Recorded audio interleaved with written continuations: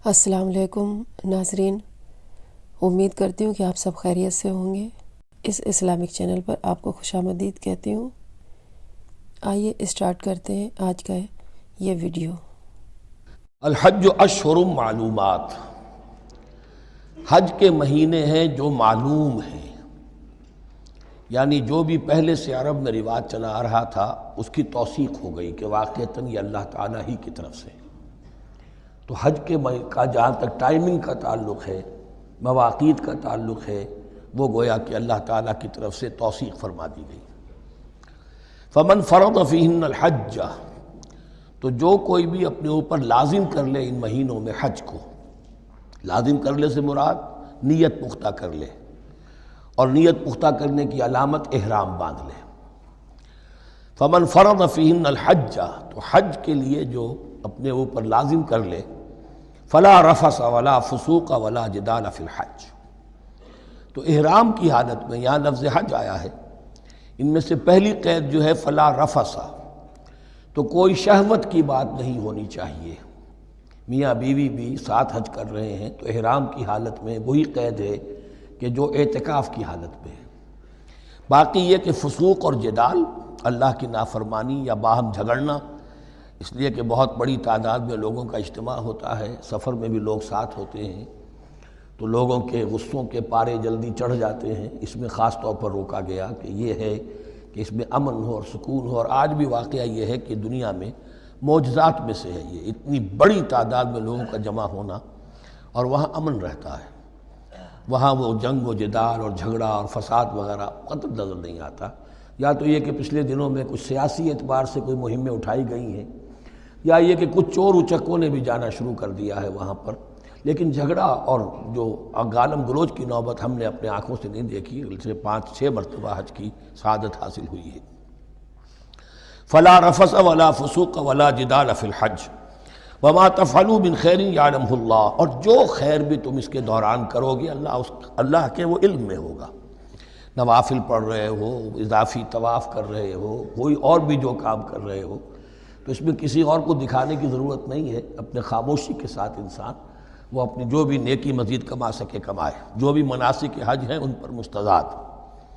وَتَزَوَّدُوا فَإِنَّ خَيْرَ الزَّادِ التَّقْوَىٰ، اور سفر کے لیے زاد راہ ساتھ لے لیا کرو، اور بہترین زاد راہ تقویٰ ہے۔ اب اس آیت کے دو معنی لیے گئے ہیں، ایک تو یہ کہ بہترین زاد راہ تقویٰ ہے، یعنی سفر میں آپ نے زاد راہ خرچ کی شکل میں تو لے لیا، تقویٰ ہے نہیں، تو پھر کیا ہوگا؟ وہ تو صرف پیسہ خرچ کرنے کے لیے اچھا احرام لے لیں گے، اچھی جگہ لے لیں گے قیام کی، تو تقویٰ اگر نہیں ہے تو وہ حج تو حج ہی نہیں ہوگا۔ لیکن اس کا ایک دوسرا مفہوم جو ہے وہ بھی بہت اہم ہے کہ اگر انسان خود اپنا زاد راہ ساتھ نہ لے تو پھر وہاں مانگنا پڑتا ہے، تو تقویٰ سے مراد یہاں ہے سوال سے بچنا۔ بہتر یہ ہے کہ زاد راہ لے کر چلو، اور یہ کہ اس کے لیے تمہیں کسی کے سامنے سائل نہ بننا پڑے۔ اگر تم صاحب استطاعت نہیں ہو تو حج تم پر فرض ہی نہیں ہے۔ خام خواہ کو ایک شے جو تم پر فرض نہیں ہے اس کے لیے وہاں جا کر بھیک مانگنا، یا یہاں سے بھیک مانگ کر یا چندہ لے کر جانا، یہ تو قطعاً غلط حرکت ہے۔ وَتَزَوَّدُوا فَإِنَّ خَيْرَ الزَّادِ التَّقْوَىٰ وَاتَّقُونِ يَا أُولِي الْأَلْبَابِ، اور یقیناً میرا ہی تقویٰ کرو، مجھی سے ڈرو اے ہوش مندو۔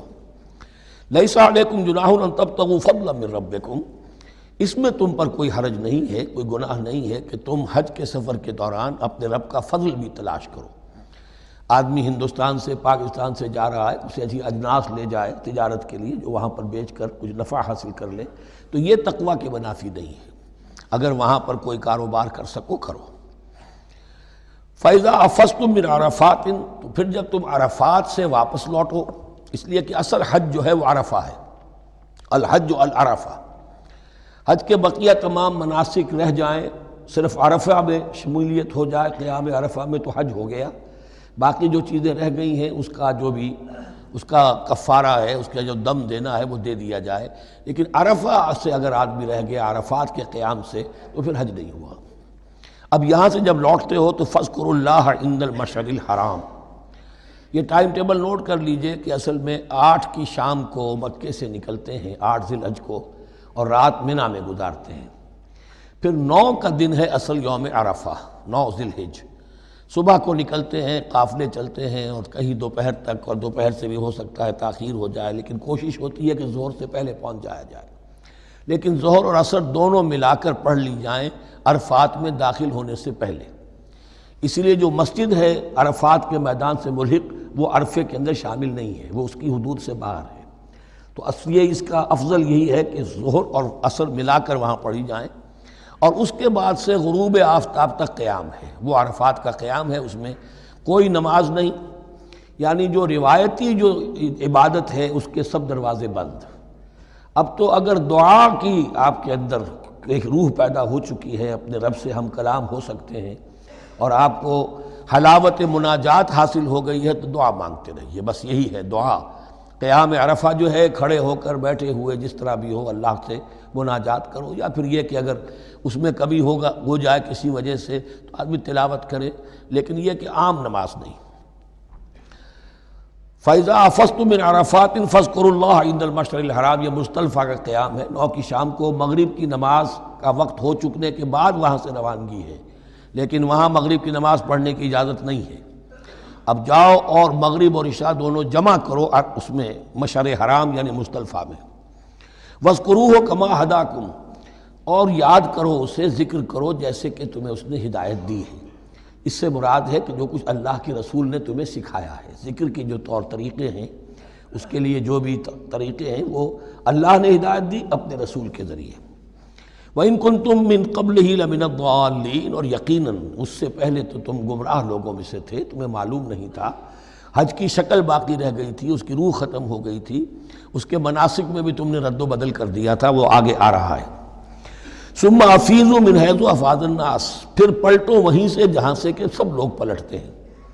قریش نے یہ کہا تھا کہ ہماری خاص حیثیت ہے کہ ہم تو منا ہی میں مقیم رہیں گے، باہر سے آنے والے لوگ عرفات جائیں اور عرفات سے پھر واپس لوٹیں، یہ سارے مناسک ہمارے لیے نہیں ہیں، ہم تو مکے والے ہیں اور ہماری شان یہ ہے کہ ہم عرفات نہیں جائیں گے، منا ہی میں قیام رہے گا۔ یہاں بتایا گیا کہ یہ تم نے غلط بات ایجاد کر لی ہے۔ ثم افیضوا من حیث افاض الناس، جہاں سے سب لوگ لوٹتے ہیں یعنی میدان عرفہ سے، وہیں سے لوٹیں۔ واستغفر اللہ، اللہ سے استغفار کرتے رہو، ان اللہ غفور رحیم، یقیناً اللہ بخشنے والا، رحم فرمانے والا ہے۔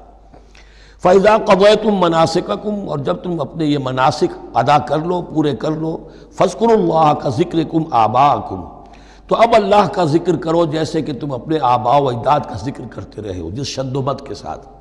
وہاں یہ ہو گیا تھا کہ پھر بنا میں جب یہ ٹھہرتے تھے تو اپنے آباء و اجداد کے قصیدے بیان کیے جا رہے ہیں، جیسے ہمارے ہاں ہوتا ہے، جو دیہاتی لوگ ہوتے ہیں، راجپوت لوگ ہوتے ہیں، ان کے میراثی ہوتے ہیں، اسی طرح وہاں شعراء ہوتے تھے قبائل کے، وہ ان قبیلوں کی مدح بیان کرتے تھے، ان کے بڑے بزرگوں کی، اسلاف کی جو ہے عظمت بیان کرتے تھے۔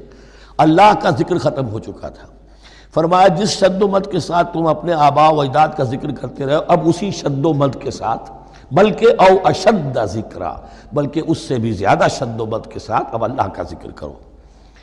فَمِنَ النَّاسِ مَن يَقُولُ رَبَّنَا آتِنَا فِي الدُّنْيَا وَمَا لَهُ فِي الْآخِرَةِ مِنْ خَلَاقٍ، لوگوں میں سے وہ بھی ہیں جو یہی کہتے رہتے ہیں رب ہمیں دے دے دنیا ہی میں، ایسے لوگوں کے لیے آخرت میں کوئی حصہ نہیں ہے۔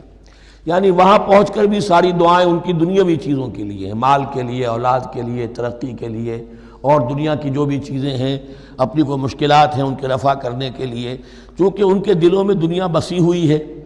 اشربوا فی قلوبہم الدنیا، ان کے دلوں میں جیسے بنی اسرائیل کے دلوں میں بچڑے کا تقدس ملا دیا گیا تھا اور محبت، اسی طرح ہمارے دلوں میں دنیا کی محبت ہے، تو وہاں جا کر بھی دنیا ہی کی دعائیں ہیں۔ فَمِنَ النَّاسِ مَن يَقُولُ رَبَّنَا آتِنَا فِي الدُّنْيَا وَمَا لَهُ فِي الْآخِرَةِ مِنْ خَلَاقٍ، ظاہر بات ہے ایسے لوگوں کے لیے پھر آخرت میں کوئی حصہ نہیں ہے۔ وَمِنْهُم مَن يَقُولُ، اور ان میں سے وہ بھی ہیں جو یہ کہتے ہیں ربنا آتنا فی الدنیا حسنۃ وفی الآخرۃ حسنۃ وقنا عذاب النار، پروردگار ہمیں اس دنیا میں بھی خیر عطا فرما اور آخرت کا بھی خیر عطا فرما اور ہمیں بچا لے آگ کے عذاب سے۔ اب دنیا کا خیر جو ہے سب سے بڑا وہ ایمان ہے، ہدایت ہے۔ دنیا کا کوئی خیر نہیں ہے جب تک کہ اس کے ساتھ ہدایت اور ایمان نہ ہو۔ تو سب سے پہلے انسان ایمان طلب کرے، پھر اس کے ساتھ اللہ تعالیٰ دنیا میں کشادگی دے دے، رزق میں بھی کشائش دے دے تو ٹھیک ہے، کوئی بری بات نہیں، اچھی بات ہے۔ لیکن یہ کہ اصل شے کیا ہے؟ ایمان اور استقامت۔ اولئک لہم نصیب مما کسبوا، یہاں یہ لفظ بہت اہم ہے، ان کے لیے حصہ ہوگا اس میں سے جو انہوں نے کمایا۔ محض یہ دعا کرنے سے یہ دعا جو ہے یہ کافی نہیں ہو جائے گی۔ اول تو یہ نوٹ کر لیجئے، یہی وہ دعا ہے جو یعنی رکن یمانی سے لے کر، جو بھی ہر چکر ہوتا ہے اس کا طواف کا، تو رکن یمانی سے لے کر حجر اسود تک کا جو دورہ ہے، اس میں یہ دعا مانگی جاتی ہے، ربنا آتنا فی الدنیا حسنۃ وفی الآخرۃ حسنۃ وقنا عذاب النار اولئک لہم نصیب مما کسبوا، ان کے لیے حصہ ہے اس میں سے جو انہوں نے کمایا۔ اچھا، اس میں سے جو انہوں نے کمایا، اس میں سے کہ وہ تو سارا ملنا چاہیے، لیکن بندے کو ڈرتا رہنا چاہیے کہ ممکن ہے اس میں سے کسی مسئلے میں میری نیت میں کوئی فساد آ گیا ہو، ممکن ہے اس میں سے میرے کسی عمل کے اندر کوئی کمی رہ گئی ہو، کوئی کوتاہی رہ گئی ہو۔ اس لیے یہ نہ سمجھ لے کہ جو بھی کچھ کیا ہے اس کا اجر لازماً ملے گا۔ مما کسبوا، جو انہوں نے کمایا ہے اس میں خلوص ہے، اس میں بے ریائی ہے، اس میں تمام جو بھی اس کے آداب اور شرائط ہیں ملحوظ رکھے گئے ہیں، تو ان کو اس کا حصہ ملے گا۔ واللہ سریع الحساب، اور اللہ تعالیٰ کو حساب چکانے میں دیر نہیں لگتی، بہت جلدی حساب کر لے گا۔ اب تو ہمارے سامنے نقشے موجود ہیں، کمپیوٹرز ہیں، کتنی جلدی حساب ہو جاتا ہے، تو اللہ کے ہاں تو پتہ نہیں کیسا سپر کمپیوٹر ہوگا کہ اسے حساب نکالنے میں دیر نہیں لگے گی۔ وَاذْكُرُوا اللَّهَ فِي أَيَّامٍ مَّعْدُودَاتٍ، اور ذکر کرو اللہ کا گنتی کے چند دنوں میں۔ یہ لفظ یہاں پر پھر آ گیا ہے اس بات کی وضاحت کے لیے جو میں نے عرض کیا تھا کہ ابتدائی جو حکم تھا روزے کا، ایام معدودات، وہ 3 دن کے روزے تھے، اس لیے کہ یہاں بھی معدودات کا لفظ آیا ہے، فی ایام معدودات، اور سب کو معلوم ہے یہ 3 دن ہیں، 11ویں 12ویں 13ویں تاریخ جو ہے ذی الحج کی، کہ پھر یوم نحر کے بعد 3 دن یہاں پر قیام ہے، مبیت ہے، تو وہ 3 دن ہے ایام معدودات۔ فمن تعجل فی یومین، تو جو کوئی 2 دن ہی میں جلدی سے واپس آ جائے، فلا اثم علیہ، یعنی 3 دن پورے نہیں کرتا، 2 دن ہی میں واپسی کو اختیار کر لیتا تو کوئی گناہ اس پر نہیں ہے۔ ومن تأخر، اور جو پیچھے رہے یعنی 3 دن کی مقدار پوری کر لے، فلا اثم علیہ لمن اتقی، تو اس پر بھی کوئی گناہ نہیں، لیکن شرط ہے تقوی۔ جو 2 دن میں چلا گیا تقوی تھا تو بھی اللہ تعالیٰ کے ہاں اس کا اجر محفوظ ہے، جو 3 دن رہا تقوی ہے، تیسرے دن اس نے کچھ اور ہی حرکتیں نہ شروع کر دی ہوں، جی اکتایا ہوا ہے اور طبیعت کے اندر جو ہے وہ ٹھہراؤ نہیں ہے، تو وہ تیسرا دن اس کے لیے کوئی خاص مفید نہیں ثابت ہوگا۔ لیکن یہ کہ اصل شے جو ہے اللہ کے ہاں جو چیز کے شرط لازم ہے قبولیت کے لیے وہ تقوی ہے۔ لمن اتقی واتقوا اللہ واعلموا انکم الیہ تحشرون، اور اللہ کا تقوی اختیار کرو اور یہ مستحضر رکھو اپنے ذہن میں کہ تمہیں اسی کی جانب جمع کر دیا جائے گا، تم سب کے سب ہانک کر لے جاؤ گے اسی کی جناب میں۔ جی ناظرین، آپ نے یہ سنا اور دیکھا یہ ویڈیو۔ اگر آپ کو یہ ویڈیو اچھا لگا تو آپ پلیز اس کو لائک اور شیئر کریں اور سبسکرائب کریں چینل کو۔ تب تک کے لیے اللہ حافظ۔